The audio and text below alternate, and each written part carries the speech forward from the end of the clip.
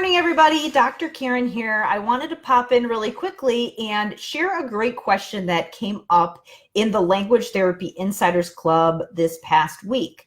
So if you aren't familiar with it, the Language Therapy Insiders Club is a private Facebook group for the members of all of my courses for SLPs.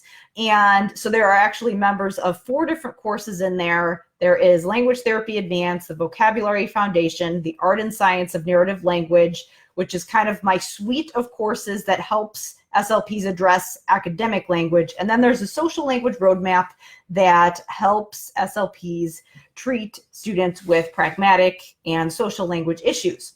So I had a great question from a member who is in my Language Therapy Advanced program, which deals with word study and language processing and vocabulary.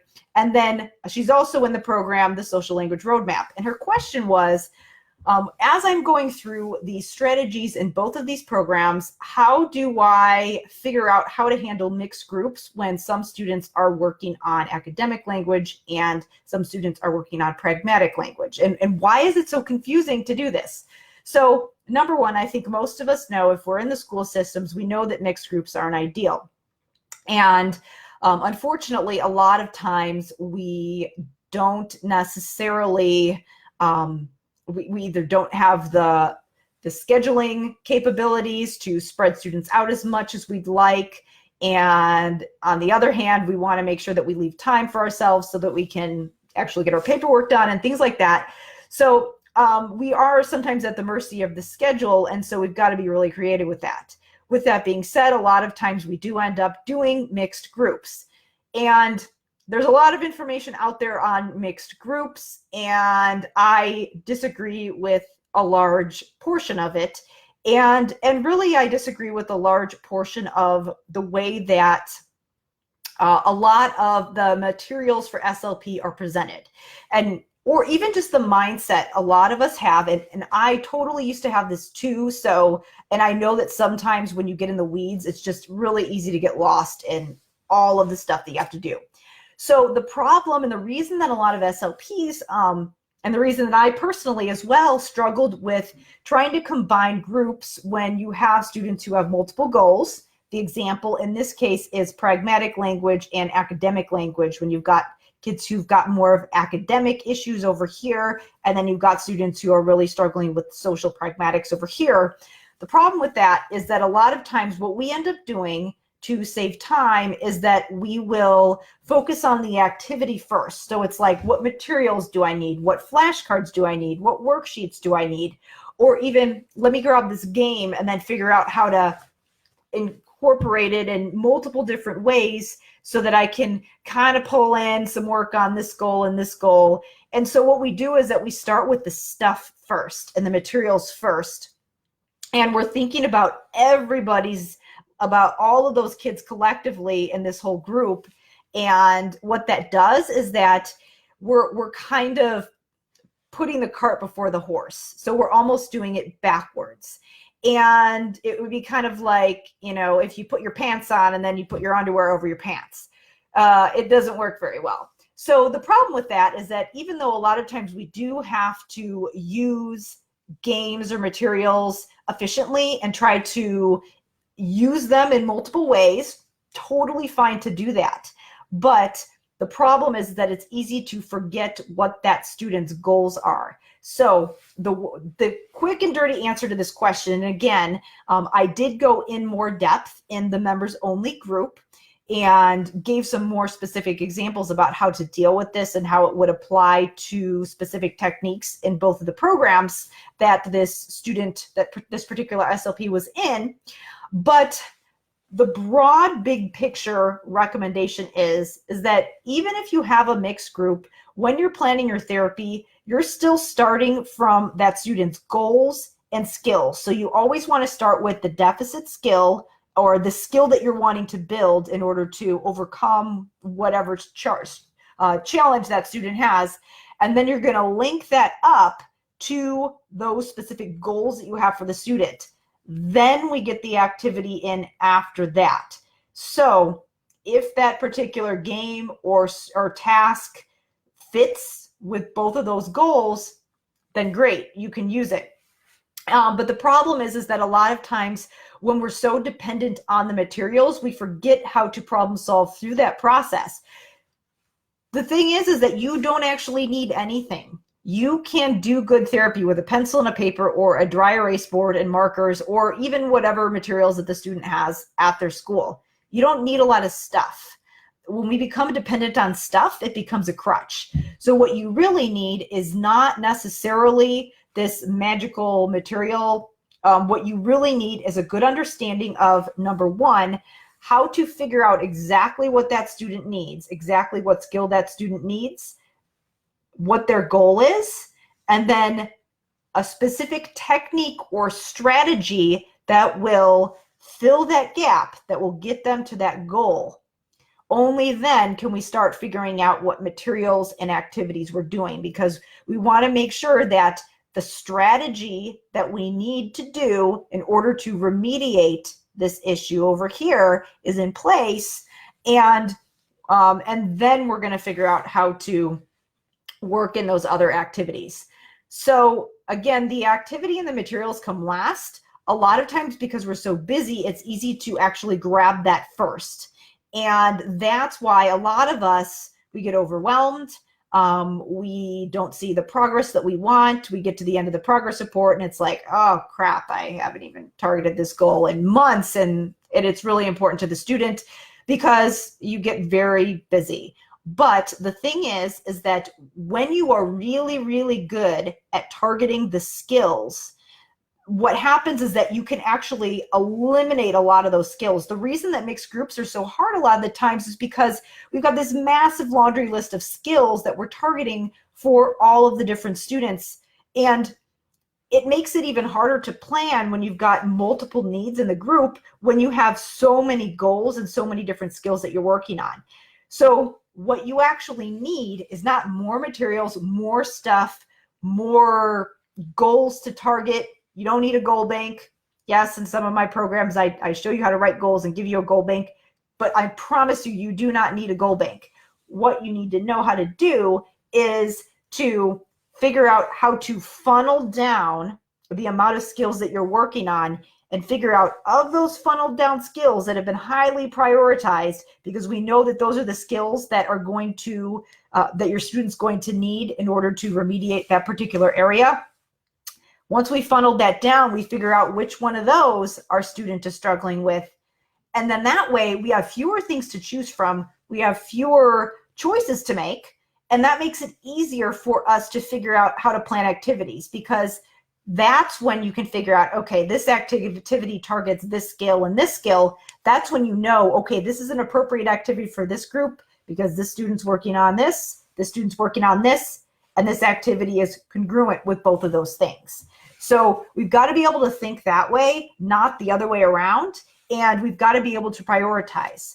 You will be serving your students better if you focus on less, not more. The key is figuring out what things to actually work on. I guarantee you that you are doing a lot of things right now that aren't getting you the results that you want, and you could actually eliminate a lot of those things, get better results from your students, for your students, actually be seen as a respected authority and leader in your building, which is only going to make you more marketable, and actually be confident in your sessions because you feel like you know what you're doing.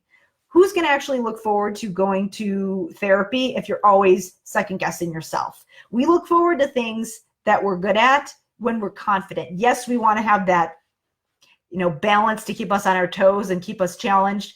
I don't think we need to worry about that working with our caseloads. So you want to have that perfect medium of being confident and being challenged. And a lot of times we don't look forward to our job because, when you're so overwhelmed, it's like, who wants to look forward to that? Nobody likes to look forward to failure. And especially when we see that failure, that really, we feel like it falls on us because we're responsible for helping our students.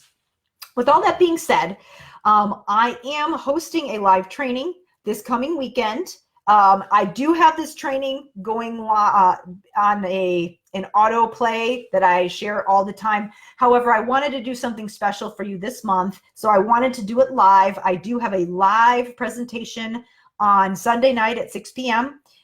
Central Time. And then also there is another showing of that same presentation, 8 p.m. Central Time, Monday night. So if you can't come Sunday, you can come Monday. If you can't come to either of them, you can watch the replay. But I am going to be diving into the 5-component system for language therapy that I teach in Language Therapy Advanced, which is one of the courses that this particular student, this SLP student, was in when she asked this question about mixed groups. The reason that this will help you, and again, I know the question was about pragmatic language and language therapy and academic language, but the reason that addressing this key area is that if you have one thing in your life that's a monkey on your back, that's your Achilles heel, a lot of times that can really spill over to other areas. So if you've got that one type of case, for a lot of people is that academic language and literacy case, because they're so prevalent on our caseloads if we've got a school-age population, and because we don't have a standard protocol and it's very nebulous as far as figuring out how to treat this. So just that one area, if we can figure out how to nail that, that can make a huge difference in our confidence, in how we feel about going to work, and also our performance and the performance of other students. Because what happens is that if you can narrow this one area and take some things off your plate, it gives you the energy to focus on these other things as well. So it can actually improve your ability to treat your other students or cases that I might not even be talking about, because it's going to take less energy for you. So what we're going to cover on the webinar is, again, that's the 5-component system for language therapy. So what it is an overall framework that helps you to prioritize the exact skills in your therapy that are going to give you the best results. So this means that there is one big component that when we address it and when we make this our main focus, it's kind of like that big first domino that when we knock it down, lots of other things start to happen for our students. So we can funnel it down and really make this one area our main focus, and that can narrow things substantially and make your life a lot easier and also make things better for your students. Under that big area, there are 5 components that help to address that area, which inform the strategies that you're going to do.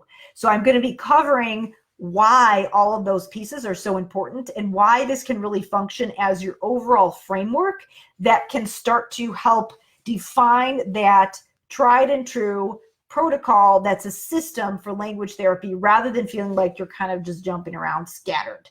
So that's going to make it way easier for you, and it's going to make it way better for your students, because you're going to be treating the root cause of those language processing issues and not just kind of jumping around out of order, or not treating the symptom and not the cause. A lot of people are treating the symptom and not the cause, and that's why they're feeling very frustrated. But it doesn't have to be like that for you. You can be one of those people who walks in, always has their act together, is confident, is seen as a leader in their building, can actually get initiatives pushed through, because, and again, when I say initiatives, there's always that. I used to have those ideas about, I want to try my therapy this way, but if I wasn't very confident about it and people didn't really trust me and think I knew what I was doing, then obviously they weren't going to be on board. But that changed as my whole demeanor changed, as I got more confident in language therapy. That's when I actually started to be able to experiment with things with my schedule, try different things with teachers, again, present things to my administrators as far as flexible scheduling, and they would be on board with it because they trusted me. They knew I knew what I was doing because they saw the results and they saw the proof. So with that all being said, that presentation is going to be live Sunday and Monday of next week. I'm going to share the link in the comments below. I'm also going to share links to those 2 programs that I mentioned. Just in case you're interested. But again, this webinar specifically, we're going to cover the overview of what's covered in Language Therapy Advanced. I am going to be opening enrollment for Language Therapy Advanced next week, which is my signature program for SLPs treating language disorders. You'll hear information about that on the webinar, but we'll start out by talking about that framework. So I'm going to share a couple links in the chat below. Again, links to the course and then links to the webinar so that you can register and see what that's all about. So thanks so much, everybody, for watching, and have a wonderful Wednesday.